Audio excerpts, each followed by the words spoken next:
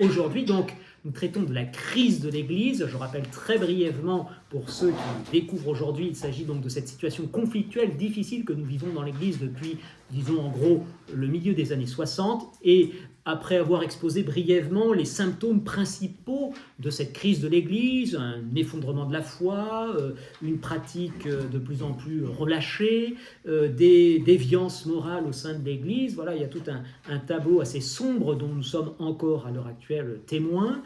Nous avons essayé de faire un survol des différents partis, si l'on peut dire, qui existent dans l'Église, disons les tendances progressistes et puis les tendances plus traditionnelles, plus classiques, et essayer de voir comment le magistère s'est positionné par rapport à cette situation compliquée. Et puis nous avons abordé depuis déjà 3 séances le sujet majeur, à savoir d'où cela vient, comment se fait-il qu'il y ait une crise dans l'Église, et on a été obligé de remonter extrêmement loin. Nous avons vu qu'il y avait des origines philosophiques à cette crise, notamment au milieu du Moyen-Âge, fin du Moyen-Âge, en gros en 1277, on a vu qu'il y avait eu un acte extrêmement important porté par l'évêque de Paris, Étienne Tempier, qui avait condamné certaines thèses de saint Thomas d'Aquin et qui, au dire des historiens de la pensée, de l'histoire de la pensée, a été un acte qui a provoqué un véritable basculement de paradigme dans la pensée philosophique et qui amorce en fait le mouvement qui va se développer au moment de la modernité, donc du XVIe siècle, avec des philosophes comme Descartes, avec l'avènement des sciences expérimentales, avec Galilée, et puis tout un courant philosophique de la pensée moderne, donc Descartes, Kant, Hegel, qui va en fait engendrer tout un tas de crises, je dirais une crise de la pensée, une crise de la civilisation européenne, qui est une des causes profondes, lointaines de la crise que nous vivons actuellement. Et puis, nous avons bien continué notre survol historique. Nous avons également parlé de la Révolution française, qui est une étape très importante pour comprendre la situation actuelle, où je dirais que les idées qui ont été lancées par les philosophes modernes, notamment les philosophes des Lumières, vont être mises en pratique dans la société avec une véritable volonté de séculariser la société. Et puis, cette Révolution française porte ses fruits, si je peux dire, fruits vénéneux, avec le laïcisme qui va se durcir à la fin du XIXe siècle, au début du XXe siècle, et qui va aboutir donc vraiment à une déchristianisation massive de la société française. Et parallèlement à ces facteurs externes à l'Église qui concernent la société, la politique, la culture, l'économie, on va avoir des facteurs internes, les idées émises par les philosophes modernes, qui en gros peuvent se résumer, si on cherche à caractériser vraiment en un mot la pensée moderne, c'est finalement que l'intelligence n'est plus capable de connaître le réel, la réalité. Elle ne connaît que ses propres représentations, que ses propres idées, mais la chose en elle-même lui reste inaccessible. Eh bien, ces idées qu'on peut qualifier d'agnosticisme, le fait de ne pas connaître ce qui est extérieur à soi, l'esprit est muré sur lui-même, c'est Kant qui opère cette grande révolution copernicienne, comme il l'appelle lui-même. Eh bien, ces idées vont pénétrer progressivement aussi les penseurs chrétiens.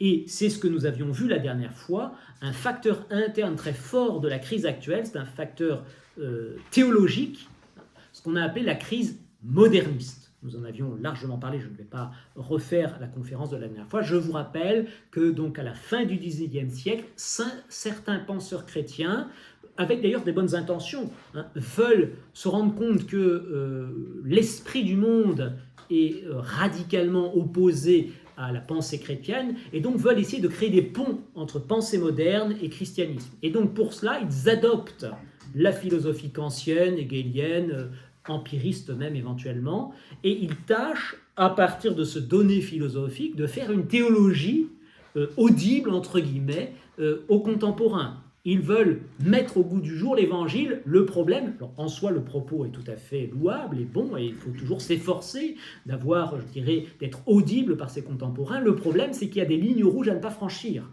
les vérités révélées. Dieu nous a dit des choses, c'est la révélation. Et si vous commencez à à négocier ces points non négociables, vous passez en dehors des frontières de l'Église, hein, et c'est ce que des hommes comme Loisy, comme Tyrrell, comme Leroy ont fait. Donc à partir de cette philosophie moderne, ils ont fait une théologie qui est en fait tout à fait incompatible avec la foi chrétienne, et donc ils se sont coupés de l'Église, ils sont sortis de l'Église. C'est la crise moderniste, donc qui a été matée assez vigoureusement par le pape Saint Pie X, mais en fait, eh bien c'est ce qu'on va voir maintenant, hein, les idées, les problèmes qui avaient suscité la crise moderniste continuaient à exister, et puis ces idées, les idées modernes étaient toujours présentes aussi au sein de la société et pénétraient, mine de rien, les esprits d'un certain nombre de chrétiens.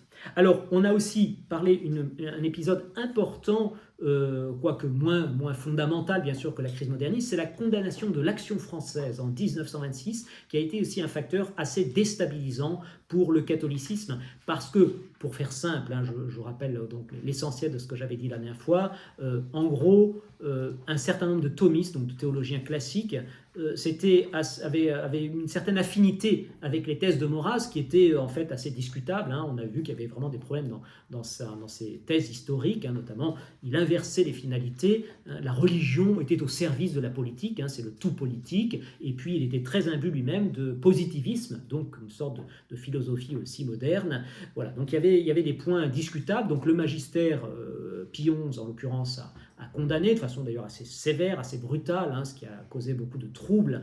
Et en fait, les modernistes, qui jusque-là avaient été bien matés par Saint Pie X, en fait, et qui eux étaient tout à fait opposés aux thèses maurrassiennes, ont triomphé en quelque sorte. Et donc il y a eu une sorte de basculement, un psychologique, on peut dire, en tout cas au sein de l'Église française, et cette condamnation a eu un effet aussi important dans l'évolution de la société française, hein, disons de l'Église de France, à partir donc des années 30. Voilà, donc eh bien, nous en étions arrivés là, et comme je vous l'ai annoncé la dernière fois, nous allons aujourd'hui commencer, jusqu'à présent c'était ce que j'appelais les causes éloignées, les causes lointaines de la crise de l'Église, et nous entrons maintenant avec la fin de la Seconde Guerre mondiale, donc 1945, dans les causes prochaines de la crise de l'Église. Voilà. Alors, pourquoi séparer au moment de la Seconde Guerre mondiale? La Seconde Guerre mondiale, c'est un événement capital dans l'histoire du monde. Il y a vraiment une ligne de partage, hein, en 1945, avant-après. On inaugure une ère tout à fait nouvelle dans l'histoire de l'humanité. Une page se tourne, et ces grandes modifications qui vont affecter, ces mutations profondes qui vont affecter le monde entier, vont avoir leurs répercussions dans l'Église elle-même. Et c'est ces répercussions que nous allons voir maintenant. De fait, tous les historiens observent qu'après la Seconde Guerre mondiale, on vit une période d'effervescence, une sorte d'agitation, de trouble, d'angoisse, et si bien qu'un historien de l'Église assez avisé, comme l'est Yves Chiron, estime que la crise de l'Église, je vais le citer, hein, n'a pas commencé en 1965, si vous voulez, pour faire simple, mais, je le cite, la crise de l'Église n'a pas commencé avec le Concile Vatican II. En France, elle a débuté à la Libération, dans un contexte historique inédit où la fin de la guerre a marqué dans tous les domaines politiques, international, économique, culturel, y compris religieux, la fin d'un monde et l'avènement d'un autre. Apparaissent des divisions politiques des catholiques français autour de l'attitude des évêques durant l'occupation, leur attitude jugée trop attentiste par les catholiques résistants.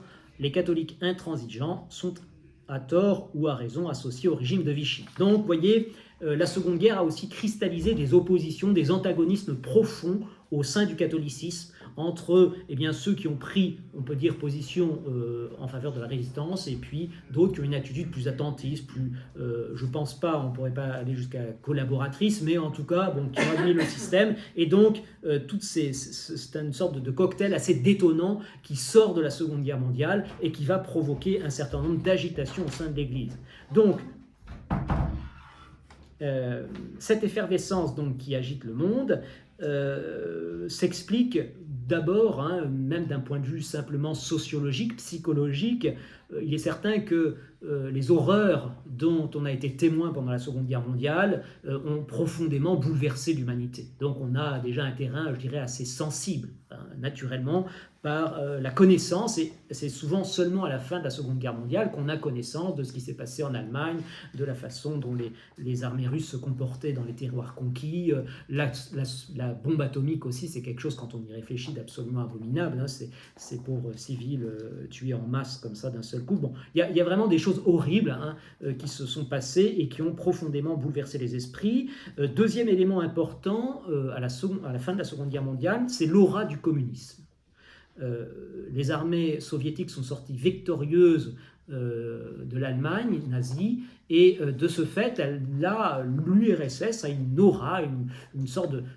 Voilà, crée une admiration tout à fait partagée, ou disons très large, dans la population mondiale. Et puis, troisième élément qui va expliquer la situation explosive au sein de l'Église, c'est qu'au cours de cette Seconde Guerre mondiale, beaucoup de chrétiens ont été au contact de communistes dans les maquis, dans les camps, et ont souvent été assez admiratifs de leur esprit d'abnégation, de la donation qu'ils font d'eux-mêmes à leur cause. Hein. Ce sont des convaincus, les marxistes. Et ils ont, de ce fait aussi, je dirais, impressionné des catholiques. Voilà, ça c'est un petit peu, si vous voulez, pour vous décrire le contexte psychologique dans lequel on se retrouve à la sortie de la Seconde Guerre mondiale, et ce contexte, vous allez voir, avoir une grosse influence sur la suite de l'histoire. Donc cette effervescence, elle va se manifester au sein de l'Église dans, disons, 3 domaines principalement. Tout d'abord, dans le domaine théologique. On va avoir, à la sortie de la Seconde Guerre mondiale, on va voir l'apparition d'une ce qu'on a appelé la nouvelle théologie. Je vais en parler beaucoup plus largement, je cite juste les choses pour l'instant. Nouvelle théologie. Donc, dans le domaine de la pensée spirituelle, doctrinale, va apparaître un monde nouveau, nouvelle théologie. Deuxième élément, les agitations que je vous ai décrites avec une certaine complaisance parfois, hein, tant c'était croustillant, des désordres liturgiques qui ont sévi à partir des années 60. Vous vous souvenez de cette fameuse messe à Notre-Dame-des-Champs en 68 où on a un prêtre accompagné de 2 demoiselles en mini-jupe qui concélèbrent avec lui dans le chœur, voilà, des choses tout à fait aberrantes, ou la messe des dominicains en 72 pour le jeudi saint où on mange sur des tables et puis les prêtres consacrent l'ensemble de la nourriture présente sur les tables avec le vin comme ça, enfin un truc assez aberrant. En guise de sermon, on a une conférence sur les maquis sandinistes sud-américains. Voilà. Bon, c'était un peu l'ambiance à l'époque, donc c'est des choses qui se sont très largement diffusées dans les années 60-70, mais en fait qui existaient déjà auparavant.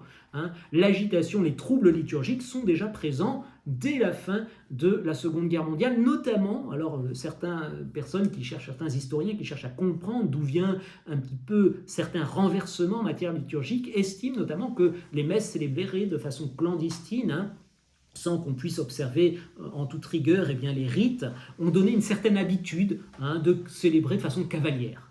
Et puis il y a tout le mouvement liturgique qui est excellent d'ailleurs en soi, hein, dans le fond, le mouvement liturgique, il y avait une vraie réforme liturgique à apporter, hein, mais qui prend certaines inflexions, prend certaines directions qui vont tendre à sortir, je dirais, de l'orthodoxie.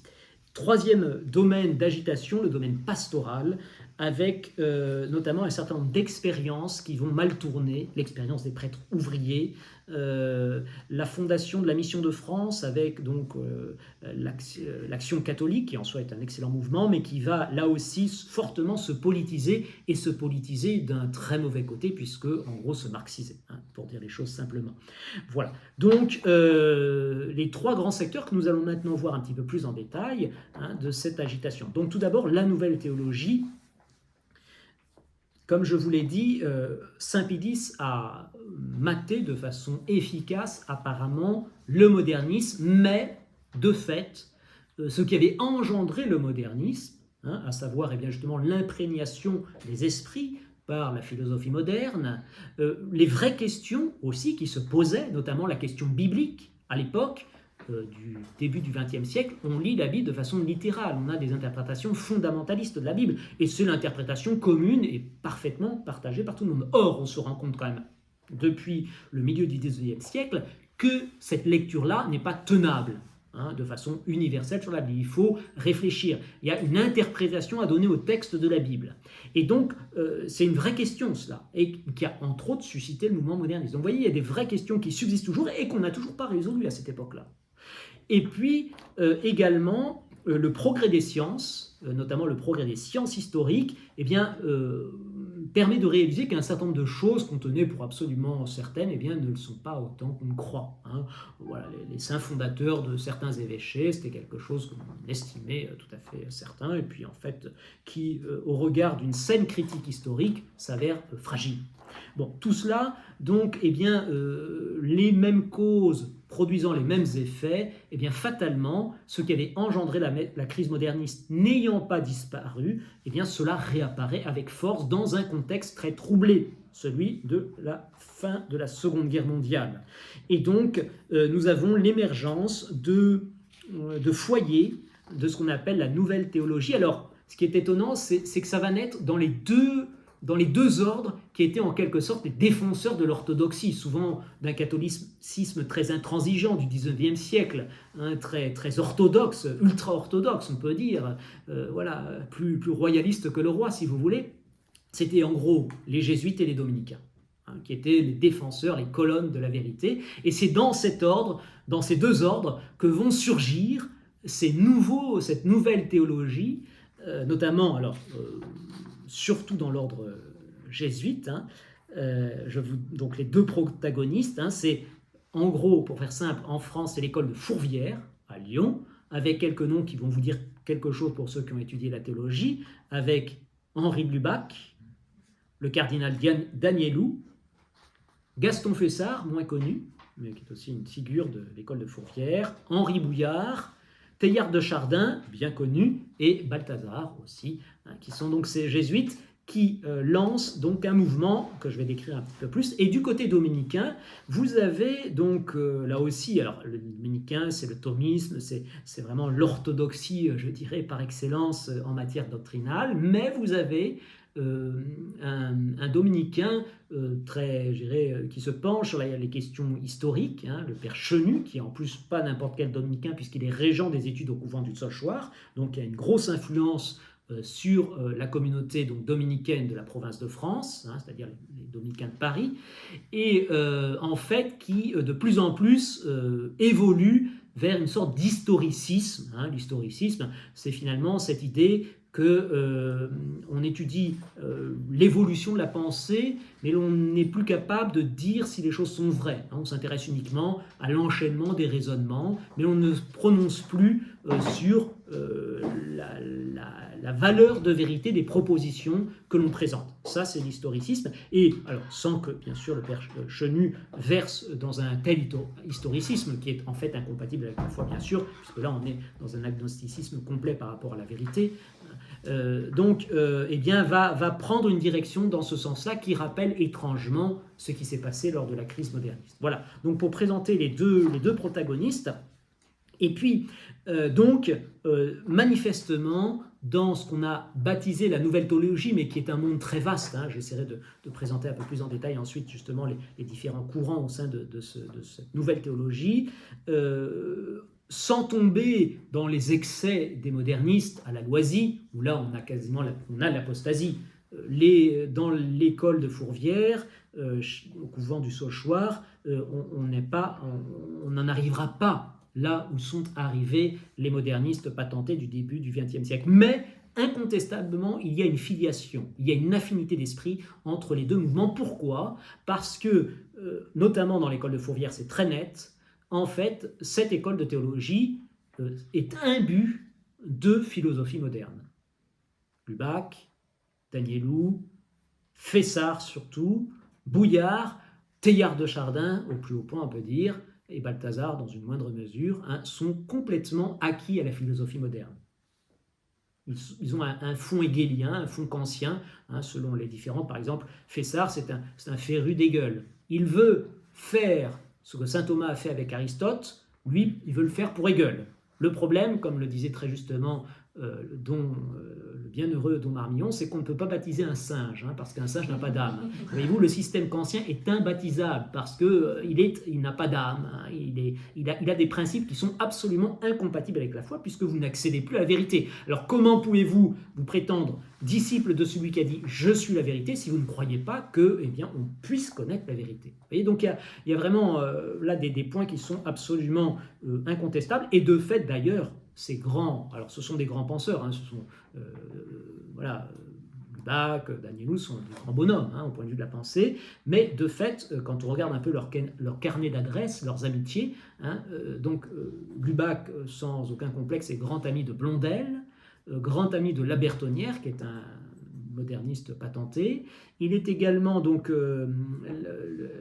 Teilhard de Chardin, lui, est un ami de Leroy, qui est aussi le moderniste qui parle de l'évolution du dogme, évolution, vous voyez, l'évolutionniste, ça va être aussi, c'est une des thèses qui est très présente dans le modernisme et qu'on va retrouver dans ces écoles philosophiques. Donc il y a manifestement une parenté.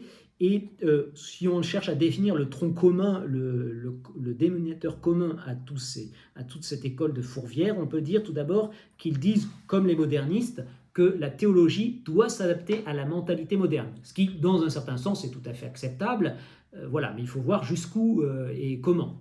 Et il y a certains principes absolument incompatibles qu'on ne peut pas admettre et que malheureusement certains ont admis dans la nouvelle théologie. Deuxième point, qui manifeste cette affinité, cette filiation entre modernisme et nouvelle théologie, c'est qu'ils estiment que l'apologétique classique est inopérante et incapable de convaincre quiconque par rapport à la foi. Ça, c'est une idée en fait qui découle de leurs principes philosophiques, puisqu'en fait la raison est en quelque sorte incapable de dire une proposition vraie sur la réalité. Bien effectivement, l'apologétique est cette partie de la théologie qui s'efforce par des arguments rationnels de montrer la vérité du christianisme. Et effectivement, si vous estimez que la raison est nulle et ne vaut rien, effectivement tout ça existe. Et donc plus d'apologétique. Et donc on va chercher à faire une apologétique, voyez-vous, du pouic-pouic, comme je l'appelle, c'est-à-dire du ressenti exactement. C'est de l'existentiel, il faut que tu le sentes. Alors c'est vrai que c'est important aussi ça. Et ce n'est pas à négliger, la méthode d'immanence. Il y a une correspondance profonde entre la vérité du Christ et les aspirations de notre cœur. C'est tout à fait vrai. Et ce n'est pas à négliger. Mais il y a aussi, j'ai connu quelqu'un, ça m'a intéressé, il y a quelqu'un qui était complètement athée comme Pierre. Et en fait, c'est un frère de Saint Jean qui avait fait une thèse sur les preuves de l'existence de Dieu, qui pendant 10 ans a discuté pied à pied avec lui. Et au bout de 10 ans, il s'est fait baptiser. Et il disait... je suis vraiment un converti par le chemin de la raison. C'était quelqu'un de très intelligent, quelqu'un voilà. Et donc la raison, elle a vraiment une valeur. Elle a vraiment une valeur forte. Et la mépriser, la négliger, parce qu'en fait on est imbu de kantisme ou d'idéalisme, c'est une grave erreur, dans laquelle malheureusement la nouvelle théologie est tombée. Et puis dernier point qui les caractérise en général, c'est donc ce que je viens de dire, ils inventent une nouvelle apologétique en usant de la pensée moderne. Voilà. Donc comment on peut qualifier cette école de Fourvière et cette nouvelle théologie. Au fond, la raison est inopérante pour connaître la réalité. Il y a un déni du pouvoir de la raison à accéder à l'être, à pouvoir dire une proposition vraie et définitive. Et c'est donc en fait le relativisme philosophique qui débouche fatalement sur un relativisme dogmatique. Alors, très rapidement, de bons théologiens vont se rendre compte du danger. Il faut que je vous dise aussi un mot sur l'école. Donc là, je vous ai parlé de l'école de Fourvière. Oui, cette école de Fourvière, donc l'école de Lyon, des jésuites, les jésuites sont des gens très habiles. Et ils savent très bien qu'ils ne peuvent pas lancer des propositions relativistes comme ça sans être immédiatement foudroyés par le Saint-Office. Et donc, ils vont adopter une stratégie assez contournée, voyez-vous. Il ne s'agit pas d'attaquer saint Thomas de front, c'est impensable à l'époque. Donc, ils vont lancer, ce qui est excellent, une édition qui présente des traductions des pères de l'Église. Source chrétienne, excellente édition, très bonne traduction. Et en fait, il y a une arrière-pensée, parce que les jésuites, vous savez, ils ne sont pas des gens très simples toujours. Ils proposent une chose, mais c'est parce qu'ils en pensent aussi une autre et ils veulent vous amener quelque part. Et en fait, ça a été avoué depuis, très rapidement, les censeurs, notamment dominicains, ont tiré le signal d'alarme. Les jésuites ont poussé des hauts cris, mais non, pas du tout, mais qu'est-ce que vous dites, mais non, on respecte, etc. Mais en fait, ils ont lancé les pères, un retour aux pères, pour relativiser en quelque sorte le thomisme, disons la philosophie pérennis, avec vraiment des arrière-pensées pas avouées sur l'heure, et puis qui ont fini par ressortir. Hein. Donc les sources chrétiennes qui sont d'excellentes éditions, on s'en sert beaucoup et c'est très précieux, mais avec l'idée en quelque sorte de faire pièce à la théologie, universellement utilisée dans l'Église à l'époque, hein, le thomisme, la philosophie pérennis. Le magistère, donc, alors avant le magistère des dominicains, notamment de Toulouse, le père Labourdette, qui est un grand théologien, qui très intéressé par les éditions des sources chrétiennes, est quand même un petit peu étonné par certaines introductions, notamment celle de Danielou, où clairement se fait jour cette idée de relativisme par rapport philosophique, relativisme doctrinal. Et donc, il suit attentivement les publications, il constate les mêmes choses, les mêmes problèmes chez Henri Lubac, chez Bouillard notamment, qui a une formule complètement moderniste à un moment donné. Hein. Il dit que finalement, en gros, si on pousse le raisonnement de ce qui est dit dans ces articles, en gros, la philosophie de saint Thomas était excellente pour le XIIIe siècle, mais elle n'a plus aucune valeur de vérité à notre époque. Donc vous voyez, on est en plein historicisme, en plein relativisme. Et Bouillard formule alors j'ai plus exactement la formule en tête, mais il dit en gros que les notions philosophiques doivent évoluer avec le temps, hein, et qu'une notion n'est pas universelle, elle n'est pas vraie. Ce qui était vrai au point de vue universel au XIIIe siècle ne l'est plus à notre époque. Et donc saint Thomas existe. Donc ça, évidemment, ça fait dresser les cheveux sur la tête de tout théologien catholique et surtout thomiste. Donc il y a une passe d'armes assez serrée entre le père Labourdette et puis l'école de Fourvière. Le père Labourdette, d'ailleurs, qui fait dans la revue thomiste une critique, une censure, une recension très modérée, avec beaucoup, je dirais, de délicatesse. Et il a une réponse incendiaire. Je pense que c'est Balthazar qui l'a... vu le style, je pense que c'est Balthazar qui l'a réduit, qui tombe alors dans une polémique à outrance, et donc le torchon brûle. Hein. Voilà, donc du coup, les dominicains de Toulouse sont un petit peu échaudés par la réaction. Il va entrer en lice le fameux père Garrigou-Lagrange, qui est consulteur du Saint-Office, un thomiste de stricte observance, qui va écrire une véritable bombe en 1947, hein, en dénonçant, alors de façon très franche, très claire, sans ambiguïté, là où le père Labourdette avait pris tout un tas de pincettes pour dire les choses, le père Garrigou-Lagrange y va franco. Hein, donc dans cet article, il dit « La nouvelle théologie revient au modernisme ». Donc vous voyez, c'est dit clairement d'un seul coup, paf, bon, il n'y a pas d'ambiguïté sur la question, parce qu'elle a accepté la proposition qui lui était faite, celle de substituer à la définition traditionnelle de la vérité l'adéquation de la chose à l'intellect, comme si elle était chimérique, la définition subjective de l'esprit et de l'adéquation de l'esprit et de la vie. Hein. Donc ça, c'est typiquement une définition tout à fait moderniste de la vérité. Hein. Il s'agit en fait, pour être vrai, d'être en adéquation avec son ressenti. Vous voyez, mais il n'y a plus de lien avec la chose extérieure et objective. Donc cet article, évidemment, fait l'objet d'une bombe, et en fait, rapidement, le magistère va intervenir en la personne du pape, le pape Pie XII, qui en 1950 va publier une encyclique Humani Generis qui fait une recension des erreurs théologiques qui se diffusent dans l'Église, et notamment donc ce relativisme philosophique qui débouche sur un relativisme dogmatique.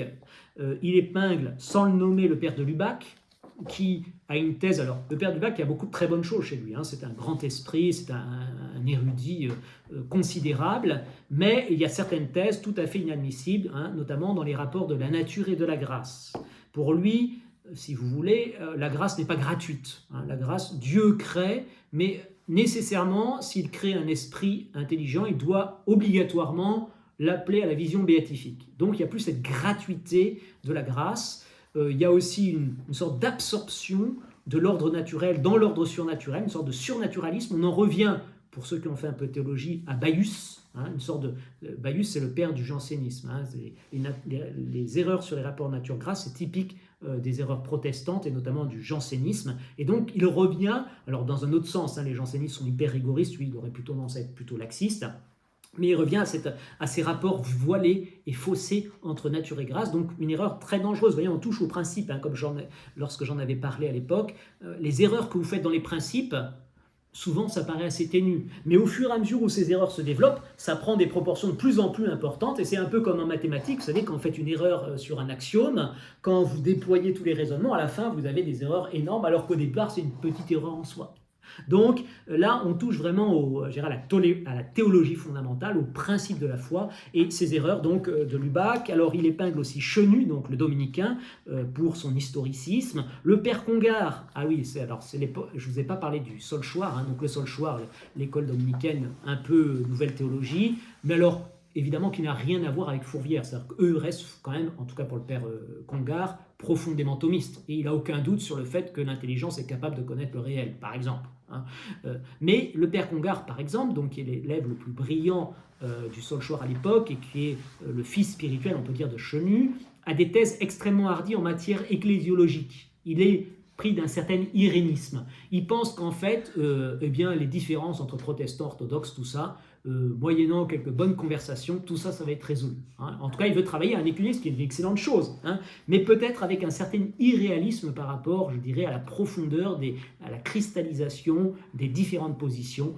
Donc voilà, on a ces mises en garde dans cette encyclique, et puis bien sûr, le clou du spectacle, le plus hérétique, si vous voulez, de tous ces théologiens. Alors lui, il est, à mon avis, franchement hérétique, c'est Teilhard de Chardin, qui a des thèses absolument incompatibles avec les données révélées, son évolutionnisme, Pie XII le formule comme ça, à propos notamment du polygénisme et de l'évolutionnisme. On ne voit pas comment ces thèses sont encore compatibles avec l'enseignement de la foi concernant le péché originel.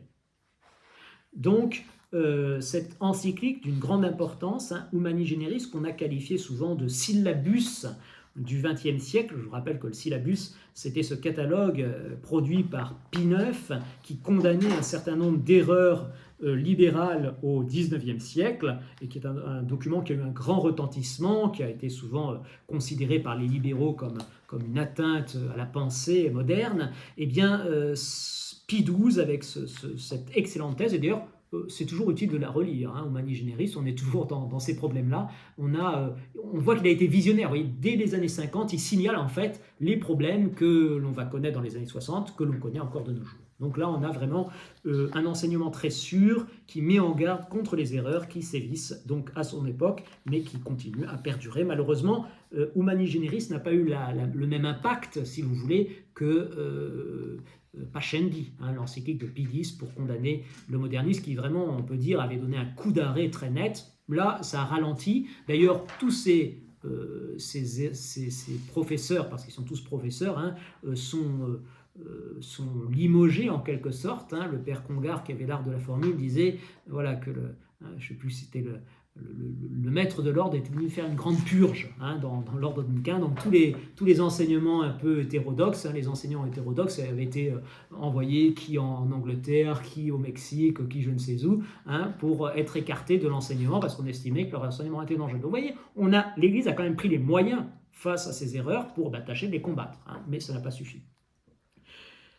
Voilà, donc ce qui est assez frappant, donc tous ces théologiens qui ont été sanctionnés sous Pie XII vont être réhabilités quelques années plus tard et vont former le cercle des experts les plus influents au Concile Vatican II. Leurs écrits, en fait, se sont diffusés malgré les mises en garde du Saint-Siège, et beaucoup des futurs évêques de Vatican II, pères conciliaires, notamment, on peut dire, l'épiscopat allemand, français, belge, hollandais, est très imprégné de cette nouvelle théologie. Et on ne comprend pas le Concile Vatican II si on n'a pas cette clé de lecture antécédente sur les édits, les idées qui se diffusaient, notamment dans l'élite du clergé. Pourquoi ont-ils été réhabilités? Parce que le pape Jean XXIII et Paul VI voulaient donc donner une orientation pastorale. Alors, Vatican II, on va en parler énormément la prochaine fois, là je rappelle juste quelques petits points. Vatican II, le but c'est de parler aux contemporains un langage qu'ils comprennent. C'est vrai que la scolastique, si on n'a pas étudié Aristote, on ne comprend pas grand-chose. Donc il faut présenter de façon audible le message chrétien, c'est une excellente chose. Et donc, puisque c'était précisément la perspective des nouveaux théologiens, eh bien, on va faire appel à eux pour qu'ils viennent conseiller au Concile Vatican II. Et alors, leurs erreurs ne seront pas présentes dans le Concile. Le relativisme philosophique n'est pas présent dans le Concile Vatican II. On en reparlera, il n'y a pas d'erreur dans le Concile Vatican II.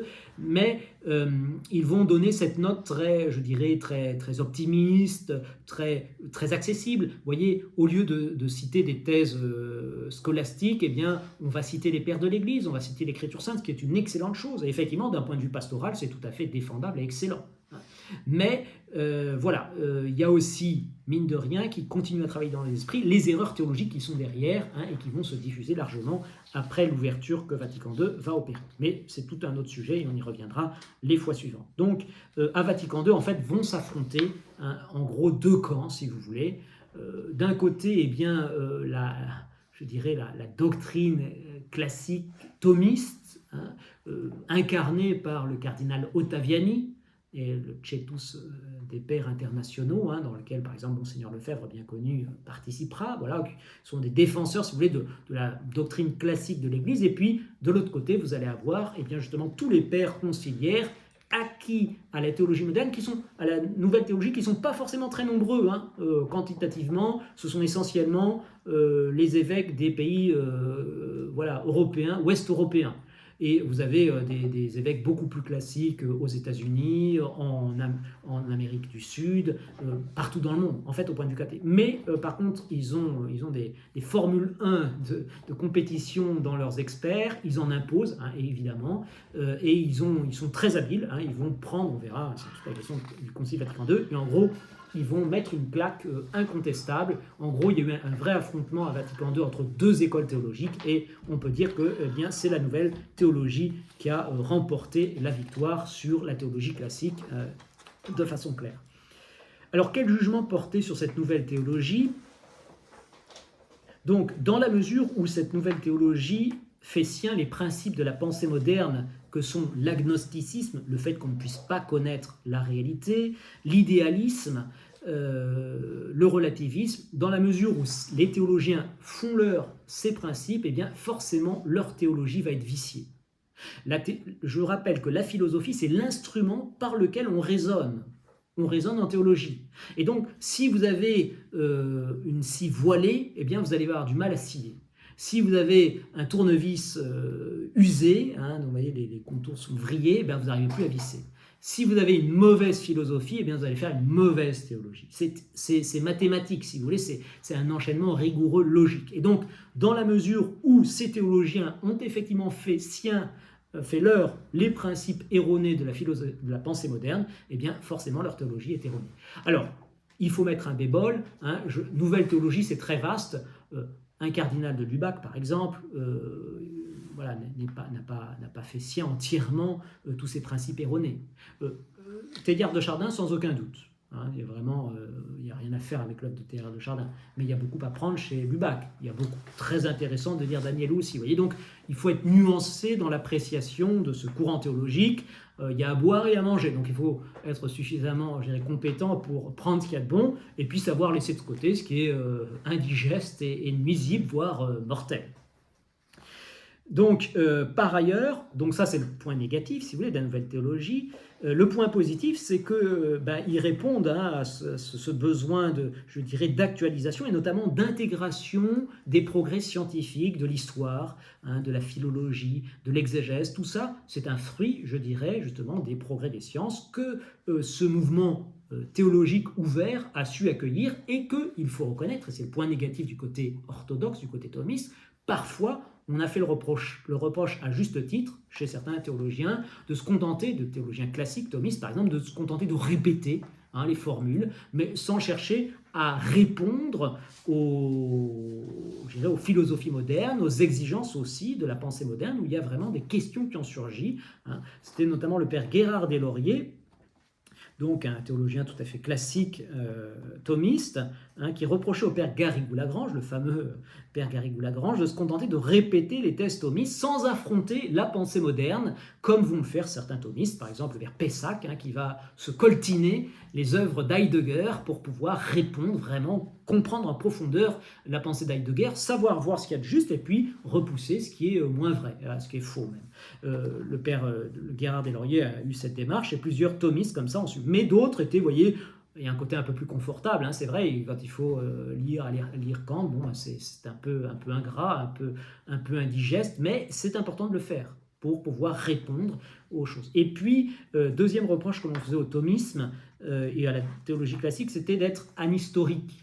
Ils ne savaient pas profiter des grandes richesses qu'ont apporté justement ces développements des sciences historiques.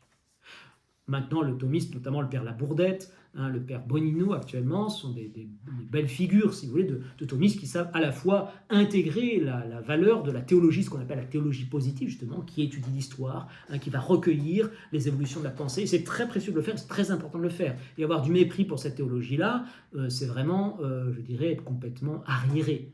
Ça existe encore peut-être un petit peu, mais heureusement, ça tend à disparaître. Le grand danger à notre époque, c'est plutôt l'historicisme, c'est donc ne plus admettre de vérité. Mais évidemment, il reste que la théologie de saint Thomas, la théologie classique, la théologie pérennis, a une valeur absolument infiniment supérieure à la nouvelle théologie, parce que dans ses principes fondamentaux, elle est profondément vraie. Vous voyez, dans le thomisme, on recueille en fait le fruit de la réflexion de génies qui nous ont précédés depuis des siècles, et qui ont tâtonné. Il y a eu pas mal de recherches, on a vu, on recueille après 20 siècles de réflexion chrétienne, je dirais sous la lumière de la foi, dans une vie de prière, de pénitence, avec une surélévation même de l'intelligence par la grâce. On recueille en fait la quintessence, je dirais le prodige de cette réflexion humaine qui a su voir les structures profondes de la réalité. La métaphysique réaliste de saint Thomas, dans ses principes fondamentaux, est foncièrement vraie. Et si vous cherchez à faire autre chose, vous êtes dans l'erreur. Il n'y a rien à faire, c'est comme ça. Il y a des lois profondes de l'être que l'intelligence a su discerner, a su mettre en valeur. Et c'était vraiment une catastrophe, c'est un drame que d'aller chercher ailleurs, parce que en fait, vous allez chercher dans des prés empoisonnés, trouver une nourriture qui ne sera pas valable. Voilà. Donc pour faire, vous voyez, il y a à la fois, je dirais, il y a des éléments intéressants et importants, et je pense que la nouvelle théologie a aussi apporté, en son sens, une certaine contribution au progrès de la théologie à travers cette ouverture, à travers ses recherches, mais il y a, en tout cas, si elle fait sien les principes de la modernité, de la pensée moderne, il y a vraiment quelque chose d'absolument incompatible avec une saine théologie, et donc des erreurs fatales. Voilà. Donc il faut être thomiste, vous l'avez compris, en sachant intégrer les bons éléments que l'histoire, la philologie, toutes les disciplines scientifiques nous apportent. Alors, après donc ce passage sur cette première, c'est là que je me suis davantage attardé, sur cette effervescence dans le domaine théologique, on voit maintenant ce qui se passe dans le domaine liturgique. Je vais être beaucoup plus rapide. On voit donc apparaître des expériences liturgiques dans le courant du mouvement liturgique, donc une excellente chose qui a été donc lancée par Don Guéranger au XIXe siècle, amplifiée par Saint Pie X au début du XXe siècle, et puis ce mouvement, malheureusement, va commencer chez certains à prendre des chemins de traverse. On va voir se développer par exemple des concélébrations, des communions dans la main, on va retourner les autels, on va faire un emploi très large de la langue vernaculaire. Alors ça, dans des milieux extrêmement restreints, dans certaines communautés religieuses, dans certaines paroisses, mais ça se compte sur les doigts d'une main, si vous voulez. C'est des choses encore très localisées et très peu répandues, mais ce sont des ferments qui travaillent à travers certaines revues liturgistes, qui cherchent à faire évoluer les esprits. On a cherché à comprendre un petit peu comment on en était arrivé là. Je vous ai parlé notamment de cette expérience des messes un peu célébrées de façon cavalière dans des conditions difficiles, dans les camps ou autres, qui ont peut-être créé chez certains une habitude de désinvolture vis-à-vis de la liturgie, une perte du sens du sacré, une perte du sens de la grandeur de la chose. Et donc là aussi, Pie XII va réagir face à ces déviances dans une encyclique Mediator Dei consacrée à la liturgie, où il va fustiger d'un côté le fixisme, je dirais rétrograde, voilà, qui est sclérosant, qui est une attitude tout à fait dommageable, et qui certainement est en partie responsable du retour de balancier qu'on va avoir avec Vatican II, où là, après le fixisme sclérosant, on va tomber dans le progressisme destructeur. Vous voyez, il faudra toujours, la vérité, c'est une ligne de crête. Il faut savoir accueillir ce qu'il y a de vrai venant de partout. Et donc, si on est, je dirais, fixé de façon compulsive sur des choses qui doivent évoluer, eh bien, ça ne va pas. Et il y a eu certainement, j'en parlerai, cette révolution qui va être vécue à Vatican II, elle a aussi il y a des responsabilités au sein de l'Église dans ce qui était vécu. J'en reparle. Et puis enfin, troisième élément, l'effervescence pastorale. Donc, de fait, le marxisme pénètre de larges secteurs du monde catholique. Les catholiques, je vous l'ai dit, ont vécu avec les communistes dans les maquis. Ils ont été impressionnés par le don d'eux-mêmes qu'ils faisaient à leur cause, leur solidarité aussi, leur idéal en quelque sorte. Ils ont été séduits par leur altruisme, en tout cas entre eux. L'URSS a joui d'une aura exceptionnelle après la victoire sur l'Allemagne nazie. Et donc cela va déboucher sur une volonté. Alors, premier élément de ces dérives pastorales, c'est l'expérience des prêtres ouvriers. Donc certains prêtres, frappés par la déchristianisation de la masse ouvrière, veulent les reconquérir au christianisme, excellente chose, en se faisant eux-mêmes ouvriers au milieu des ouvriers. Et donc ils les rejoignent avec l'idée ferme de les acquérir au catholicisme et au christianisme. Mais en fait, au lieu que ce soit les prêtres qui aient amené les ouvriers au catholicisme, ce sont les ouvriers qui ont amené les prêtres au marxisme. Et donc voilà, ça s'est pas passé dans le sens qu'ils espéraient, et ils ont vraiment embrassé la cause marxiste. On a plusieurs dossiers, vous voyez, quand il y a des manifestations, donc à l'époque les communistes sont très violents, ils font des manifestations, et on apprend que donc les forces de l'ordre sont intervenues, il y a eu des blessés, et il y avait des prêtres dans les blessés qui n'étaient pas du côté de la police, qui étaient du côté des manifestants communistes qui militaient pour la révolution. Voilà, vous avez donc des jésuites, un dominicain par exemple, le père Jacques Leuve, qui s'embauche comme docker sur les ports de Marseille. Voilà, donc l'objectif de convertir les ouvriers échoue. Le Saint-Siège donc décide de suspendre l'expérience des prêtres ouvriers, Pie XII en 1954, et à ce moment-là, la moitié des prêtres ouvriers, même plus de la moitié, quittent le sacerdoce et rentrent dans le monde, se marient, et voilà. Et Jean XXIII aussi, en 61, interdit à nouveau cette expérience des prêtres ouvriers en disant qu'elle était incompatible, cette condition ouvrière, avec les obligations sacerdotales, avec la vie sacerdotale. Deuxième point de pénétration du marxisme dans l'Église catholique, c'est l'action catholique spécialisée. Donc, excellent mouvement lancé par Pie XI, qui veut convertir les personnes d'un milieu par les personnes du même milieu. Donc, ce sont les ouvriers qui vont convertir les ouvriers, ce sont les étudiants qui vont convertir les étudiants, ce sont les paysans qui vont convertir les paysans. Mais là aussi, ce mouvement, après la Seconde Guerre mondiale, va progressivement être gagné aux idées marxistes. Quelques chiffres pour vous donner l'idée de cela. Donc, l'action catholique ouvrière, les aumôniers de l'action catholique ouvrière sont à 57%, disons 60%, syndiqués à la CGT, qui est un syndicat bien connu pour ses accointances marxistes. En 1977, bon là on est un peu plus loin, au comité donc, de l'action catholique ouvrière, 2 membres du PCF siègent au comité national de l'action catholique ouvrière. Voilà. Et cette pénétration, ce n'est pas seulement la masse des fidèles, ce n'est pas seulement le clergé, mais c'est aussi le haut clergé. Le cardinal de Courtrai, archevêque de Lyon, avouera de façon très ingénue une certaine connivence, dira-t-il pudiquement, des évêques de France avec le marxisme. Et de fait, vous aviez certains documents qui émanaient de la conférence épiscopale française qui avaient une forte saveur de marxisme, très marxisant.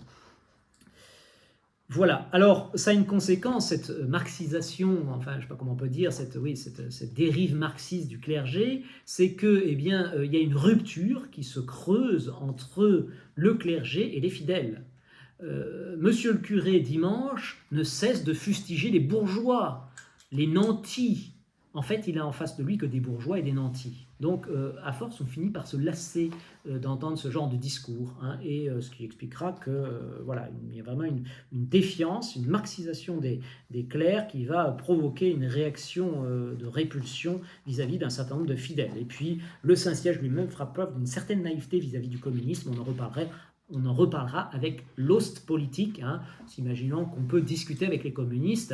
Les communistes, c'est la taqia. Vous savez ce que c'est que la taqia, hein? C'est l'autorisation de mentir. Voilà, là, comme il n'y a ni bien ni mal chez les communistes, la seule chose qui est bien, c'est quand ça sert la cause. Donc vous inventez tout ce que vous voulez, vous promettez tout ce que vous voulez, mais vous ne tenez évidemment rien, hein, et donc ça pénètre aussi profondément les mentalités, malheureusement. Voilà. Et puis, autre élément de conquête des esprits aux idées progressistes, c'est la presse. La presse progressiste qui, dans l'après-Seconde Guerre mondiale, va connaître un essor considérable. La Vie catholique, par exemple, qui va connaître un grand succès. En 1945, 100 000 exemplaires sont vendus, en 1955, 500 000, et en 1958, 600 000. Georges Hourdin, donc figure du progressisme français, rédacteur en chef de la Vie catholique, dira « Ce dépouillement de la foi, cette insertion des chrétiens dans le monde moderne », donc là vous avez tout à fait l'esprit typique du progressisme, tel qu'il était, préfigurait les décisions du Concile Vatican II, à la préparation duquel nous avons travaillé de façon d'autant plus désintéressée que nous n'imaginions même pas qu'il pût avoir lieu, ce qui est tout à fait vrai. Donc vous voyez, en fait, il y a vraiment tout un travail, je dirais, d'influence qui est fait par le biais de la presse et qui va porter ses fruits, hein, qui va expliquer ce que nous allons voir par la suite. Dérive intra-ecclésiale, donc là on a vu un petit peu ce qui se passait à l'intérieur de l'Église. Ces mouvements, les dérivés intra-ecclésiales vont aussi expliquer le mouvement de rejet qu'on va connaître donc, dans la crise de l'Église. Hein, il y avait manifestement, comme dans toute société d'ailleurs, des dysfonctionnements, et le grand rejet de 65 ne se comprend pas sans certaines vues. Donc les progressistes vont beaucoup reprocher, et non sans raison, un certain juridisme qui s'était beaucoup développé au XXe siècle dans l'Église. Hein. Il suffit de lire quelques revues comme les Amis du clergé des années 30. Hein. Il y a une sorte de pointillisme, des règles, on s'attache à la casuistique. Il y a un côté un peu suffocant, hein, et certains suffoquaient dans ce milieu-là. Voilà, donc ça peut s'expliquer. Le juridisme, hein, c'est une caractéristique du monde moderne qui va de pair avec un individualisme forcené. Et plus on est individualiste, moins en fait on a confiance les uns dans les autres, et plus on va développer en fait des systèmes juridiques pour régler les rapports entre les gens. Hein. Et donc en général c'est un signe de mauvaise santé spirituelle lorsque le droit prend une inflation considérable, hein, se développe de façon, je dirais, désordonnée, une inflation. Voilà. Une chose aussi qui a été reprochée, alors à prendre avec des pincettes, mais il y a aussi quelque chose qui n'est certainement pas faux. Hein, on critiquait beaucoup l'enseignement de la théologie tel qu'il était diffusé tel qu'il était dispensé dans les séminaires. On a beaucoup daubé notamment sur les manuels. Hein. Une théologie effectivement qui était transmise de façon un peu formelle. Il s'agissait d'apprendre par cœur des thèses théologiques, mais sans forcément bien saisir ce qu'il y avait derrière, la réalité. Vous voyez, on peut en rester aux mots. Et en fait, certains prêtres gardaient un souvenir cuisant de leur séminaire où ils avaient été contraints d'apprendre par cœur des quantités de thèses sans vraiment en comprendre le sens et le bien fondé. Et donc, il y avait aussi une certaine aversion, hein, pour le thomisme parce qu'il avait été transmis de façon insatisfaisante. Ce rejet massif de la théologie classique ne peut se comprendre que par un déficit au niveau de la transmission et de l'enseignement. Il y a eu vraiment quelque chose qui n'a pas fonctionné, en tout cas pour beaucoup de prêtres. Troisième chose qui peut expliquer, c'est ce qu'on appelle le complexe anti-romain. Il y a vraiment une aversion qui est née, en tout cas en Europe occidentale, vis-à-vis du Saint-Siège et notamment du Saint-Office. Le Saint-Office était vigilant, hein, sanctionnait les déviances. Et évidemment, quand vous êtes condamné, quand vous êtes sanctionné, pourtant avec beaucoup de délicatesse, vous voyez, Pie XII dans Humani Generis ne nomme pas de Lubac, ne nomme pas d'Agnelou, justement pour ne pas les froisser. Mais enfin, ils ont bien reconnu qu'ils étaient visés, hein, ça ne leur a pas échappé. Et donc, il y a vraiment une haine, on peut dire, hein, qui va se développer contre le Saint-Siège. Et lors du Concile Vatican II, dont on va parler la prochaine fois, vous avez un épisode célèbre où le cardinal Alfrink coupe le micro au cardinal Ottaviani qui était en train de s'exprimer, qui avait dépassé son temps de parole. Cardinal Ottaviani, c'est en quelque sorte l'incarnation de la théologie classique. C'est le préfet du Saint-Office, voilà, le numéro 2 du Vatican, qui parle, et donc le cardinal Elfrink, cardinal hollandais, très progressiste, qui était modérateur du concile ce jour-là, de l'Assemblée générale, coupe le micro. Quelle est la réaction des pères conciliaires? Ils applaudissent, ils jubilent. Et voyez-vous, la victoire que justement tout le courant progressiste va remporter sur la théologie traditionnelle, il est né, il y avait vraiment un ressentiment très vif vis-à-vis du Saint-Siège. Et donc, Vatican II est vécu comme une revanche, une victoire du courant progressiste, vous voyez, sur le Saint-Siège et le Saint-Office en particulier. Et puis encore, une réforme liturgique était à faire. Tout le monde en convient, y compris les plus intégristes, comme Monseigneur Lefebvre, qui au moment, donc, quand la réforme liturgique, quand le mot m'échappe, en Sacrum Concilium, le document conciliaire sur la réforme liturgique est voté, tenez-vous bien le résultat, 2146 oui contre 4 non. C'est-à-dire que tout le monde estime que la liturgie est à réformer, qu'il y a des évolutions à lui faire subir. Monseigneur Lefebvre dira, donc, il est interrogé au cours du concile, je vous lis ce qu'il dit à propos de la liturgie. Quelque chose était à réformer et à retrouver. Il est clair que la première partie de la messe, faite pour enseigner les fidèles et leur faire exprimer leur foi, avait besoin d'atteindre ses fins d'une manière plus nette et d'une certaine manière plus intelligible. À mon humble avis, 2 réformes dans ce sens semblaient utiles. Premièrement, les rites de cette première partie et quelques traductions. Les rites de cette première partie et quelques traductions en vernaculaire, donc ce qu'il fallait changer. Faire en sorte que le prêtre s'approche des fidèles, communique avec eux, prie et chante avec eux, se tiennent donc à l'ambon, disent en leur langue la prière de l'oraison, les lectures de l'épître et de l'évangile, que le prêtre chante dans les divines mélodies traditionnelles, le Kyrie, le Gloria, le Credo, avec les fidèles, autant d'heureuses réformes qui font retrouver à cette partie de la messe son véritable but.